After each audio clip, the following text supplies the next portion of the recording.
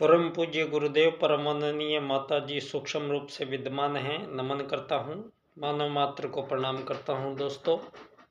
आदि शक्ति माँ गायत्री प्राणों की देवी है और जिस प्राणों के कारण संपूर्ण 84 लाख प्रकार के जीव जंतु वृक्ष वनस्पतियों में विद्यमान आदि शक्ति माँ गायत्री को हम नमन करते हैं। दोस्तों, विषय बड़ा ही पराक्रम भरा है और एक उम्मीदों का ऐसा महासागर लहलाता हुआ कहीं से सुखद झोंके की भांति ऐसी विचार प्रणाली, ऐसी बातों का धरती पर पुनः मानवों के बीच चर्चा करना और उन्हें मानवों को अपने मूल अस्तित्व के प्रति सचेत करते हुए मानव के अपने विषय में गहनतम शोधों खोजों का हमारे आदि पूर्वजों द्वारा दिया गया विशेष ज्ञान, महाविज्ञान, अध्यात्म विज्ञान, जिसकी छत्र छाया में यहाँ सनातन धर्म का, सनातन संस्कृति का आविर्भाव धरती पर प्रथम हुआ है। अब इस बात से कोई भी इनकार नहीं कर सकता है, क्योंकि सारे संसार के इन 2500 वर्षों में जितने भी धरती पर आज़ाद गुलाम देशों का ये खेल खेला गया है, इससे पूर्व यहाँ हजारों लाखों करोड़ों वर्षों पूर्व से ही धरती पर मानव रहते आए हैं। इस बात के साक्ष्य आज विज्ञान जगत के पास आज से 7000 वर्ष पूर्व भारत में, सनातन भारत में भगवान श्री राम का आगमन और भगवान श्री राम द्वारा बनाया गया श्री राम सेतु पुल आज सारी दुनिया के सामने है। आज एक जो इस दुनिया में हर देशों में एक तनाव की स्थिति है, हर देश में एक असामाजिकता का वातावरण बना हुआ है, हर देश में अमीर गरीब के बीच की खाई बहुत गहरी है और ये अमीर गरीब का जो खेल है ये अपनी संभवतः अपनी प्रारंभ काल से और अब अंतिम अपने सोपान पर आन पहुंचा है। तो यहाँ हम उस महाकाल सत्ता के सानिध्य में इस धरती पर एक ऐसे विशेष समय में आप सब लोगों के सम्मुख निवेदन है, जब स्वयं दशम अवतार के रूप में, प्रज्ञा अवतार के रूप में स्वयं महाकाल हमारे बीच आए हैं और मानवों के द्वारा धरती पर 1000 वर्षों से की जा रही गलतियां, त्रुटियां, जिसको दोहराया जाता रहा है हर जन्म में, उन गलतियों को सबको निराकरण करने का ये विशेष पुरुषार्थ जो है ये युग परिवर्तन कहलाएगा। दोस्तों, उस महाकाल सत्ता ने यहाँ धरती पर कोई किसी प्रकार के समझौते की बात नहीं की है। उस महाकाल सत्ता ने मानवों के लिए, यहाँ मानवों के बीच कोई संधियों की बात नहीं की है। मानवों के बीच जो समय लेकर वो महाकाल सत्ता आए हैं, उसमें मानवों के बीच संपूर्ण विभेद, मानवों के बीच संपूर्ण विभाजन, मानवों के बीच, और विशेष तौर पे धरती पर सबसे जो गलती हुई है वो मानवों को अमीर बनाना, गरीब बनाना, इस प्रकार की जो ये पद्धति परिपाठी धरती पर लाई गई है, ये कोई सनातन भारत की पद्धति नहीं है। इसी बात को प्रथम बार धरती पर कोई राजनेता कहता है और वो राजनेता एक ऐसे राजनेता हैं जो स्वयं महाकाल सत्ता के साथ हनुमान जी की तरह साथ परम पूज्य गुरुदेव के प्रथम शिष्य पंडित दीनदयाल उपाध्याय जी, जिनका तप राजनीति में हुआ है और जिन्होंने युग परिवर्तन के जो सूत्र हैं वो राजनीति में प्रस्तुत किए हैं। और ये उनका दुर्भाग्य रहा पंडित दीनदयाल उपाध्याय जी का,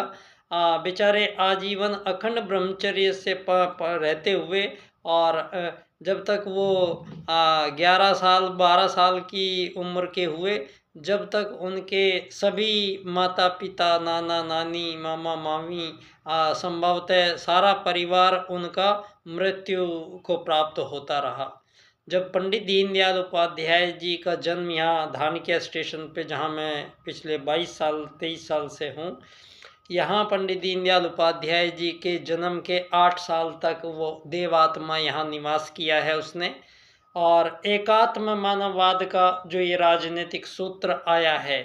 ये इसी पावन भूमि में अंकुरित हुआ है। और इसी पावन भूमि में धानक्या स्टेशन जयपुर राजस्थान में उनकी पावन जन्म स्थली पर एकात्म मानववाद के सूत्र का विशेष सृजन स्थली ये हमेशा कहलाएगी। दोस्तों, आज सारे संसार में यूँ कहने को तो सभी धरती पर आज़ाद देश हैं, और इन आज़ाद देशों में सरकारें हैं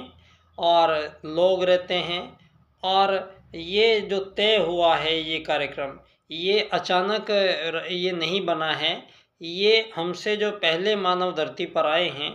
उन मानवों के द्वारा यहाँ पर अपने जीवन क्रम में कुछ यहाँ फैसले करने पड़े हैं, लेकिन ये फैसले बाद के हुए हैं। यहाँ आपको ये बात सारी दुनिया के मानवों को स्पष्ट तौर पर समझ लेनी आवश्यक है कि धरती पर सबसे पहला जो मानव आया है वो भारत भूमि में आया है,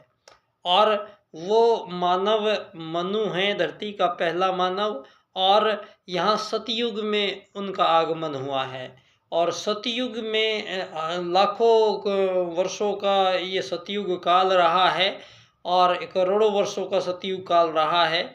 और इस सतयुग काल में जो मानव धरती पर पहली बार आए हैं, उन मानवों को आने से पहले यहाँ पर मानवों के विषय में मानव है कौन, ये प्रश्न सबसे पहले खड़ा किया गया है। हमारे जो वेद हैं उनमें जो प्राचीन आर्ष ग्रंथ है, सभी में यहाँ सबसे पहला भारत भूमि में मानव के प्रति जो भी दृष्टिकोण बनेगा वो बाद की बातें हैं। लेकिन सबसे पहला सवाल यहाँ परम पूज्य गुरुदेव ने अपनी प्रथम छोटी सी पुस्तक लिखी थी, मैं क्या हूँ। उस पुस्तिका में परम पूज्य गुरुदेव ने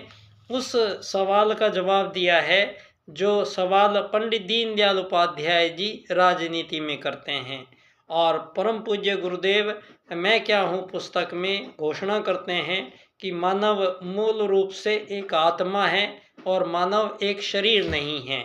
तो शरीर मान के मानवों को यहाँ धरती पर किसी भी प्रकार का भेदभाव मानवों के बीच में, किसी प्रकार का यहाँ कंपटीशन मानवों के बीच में, यहाँ किसी भी प्रकार की हिंसा व्यभिचार मानवों के बीच, यहाँ ये तरसाना तड़पाना,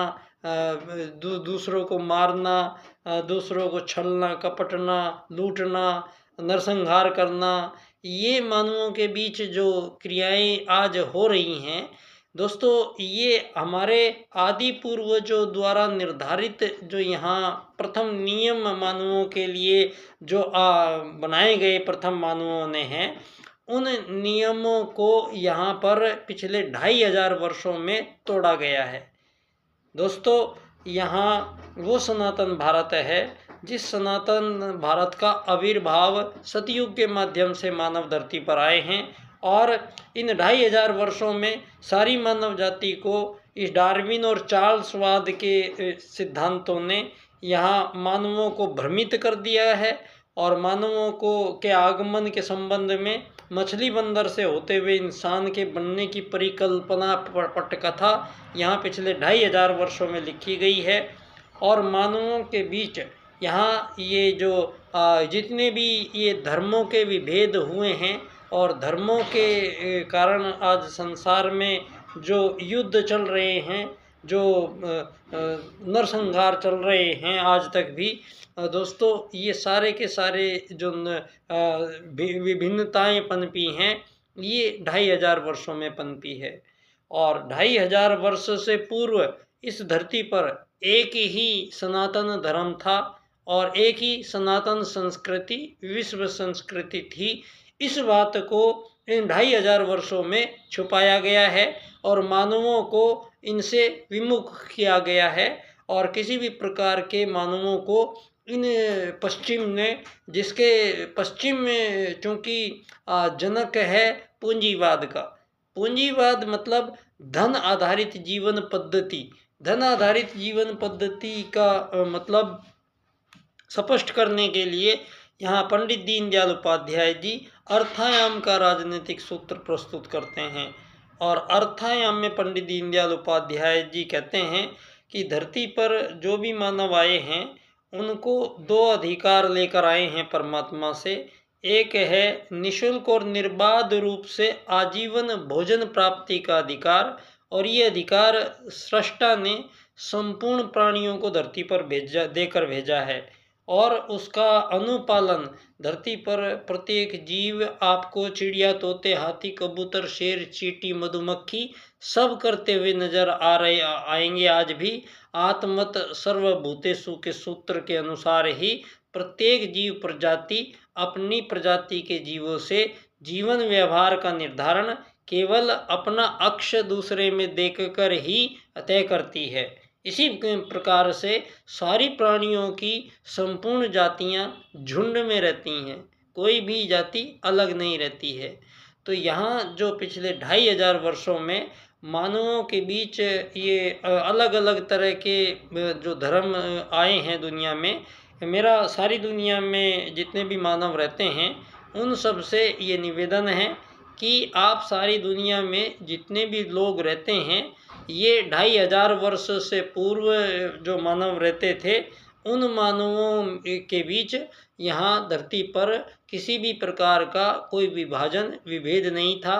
ये धन आधारित जीवन पद्धति का निर्माण पश्चिम ने किया है और इस पूंजीवाद को पंडित दीनदयाल उपाध्याय जी अपने राजनीतिक सूत्र आर्थिक लोकतंत्र द्वारा अर्थायाम की उपस्थिति से कराते हैं और एक ऐसे सूत्र को हमें प्रदान करते हैं जो सारी मानव जाति आज ये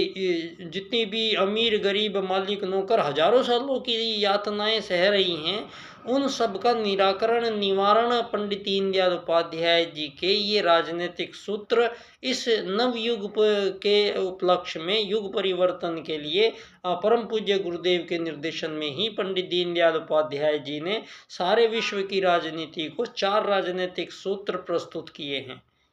और इनके मर्म को समझना है, पंडित दीनदयाल उपाध्याय जी आखिर चाहते क्या हैं और पंडित दीनदयाल उपाध्याय जी की राजनीति आखिर विश्व में आज इतनी इम्पोर्टेंट क्यों है कि उसको आना तुरंत जरूरी है, उस पर चिंतन करना सबसे ज़रूरी है, उस पर बात करनी सबको ज़रूरी है।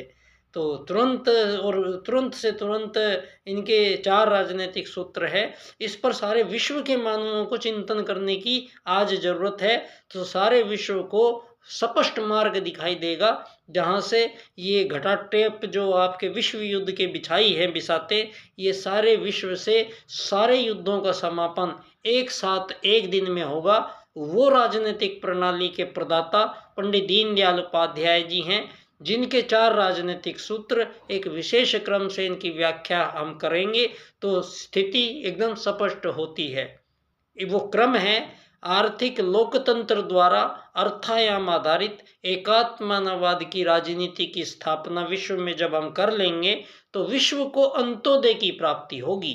अंत्योदय की जो परिभाषा आप बता रहे हैं ये दीनदयाल की परिभाषा नहीं है।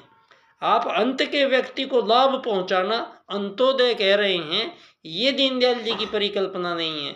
अंत्योदय पंडित दीनदयाल जी कहते हैं अंत के व्यक्ति का उदय, और वो कब होगा? जब वो अंत के व्यक्ति को उठाकर और सबसे आगे की एक ही पंक्ति बनेगी। एकात्म मानववाद की राजनीति में पंडित दीनदयाल उपाध्याय जी उसी आत्मत सर्वभूतेषु के वैदिक सूत्र की स्थापना राजनीति में करते हैं और संपूर्ण मानवों को एक आत्मा मानते हुए अपनी राजनीति प्रस्तुत करते हैं और अर्थायाम में धन आधारित जीवन पद्धति को समाप्त करते हैं संपूर्ण मानवों के बीच। और एक ऐसी अद्भुत अद्वितीय राजनीतिक प्रणाली आप सब लोगों के सम्मुख आपका इंतजार कर रही है। आप सब लोग जितने भी बुद्धिजीवी लोग हैं, जितने भी